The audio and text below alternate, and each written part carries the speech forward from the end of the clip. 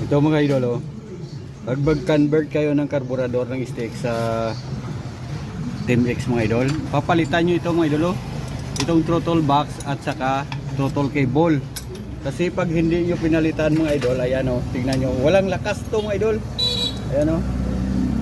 Ayan, tingnan nyo, walang lakas to kasi yung throttle valve ng karburador mga idol, ayan o, hindi makaakyat ng full mga idol. Ayan o, hanggang dyan lang siya. Yan, tingnan nyo, ayan o, may bakante yan.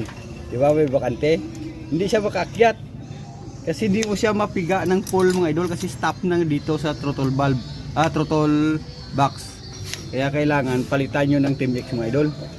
Kaya magtataka yung may-ari na bakit walang lakas yung motor niya kasi hindi ma-full throttle mga idol. Ayan, tingnan nyo. Dapat ganun siya mga idol.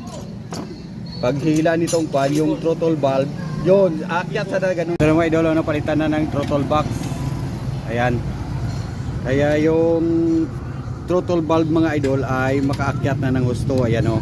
Yan. Yan mga idol o. O yan, wala na. Yan o. Makaakyat na ng gusto kaya maka full throttle na mga idol. Yan.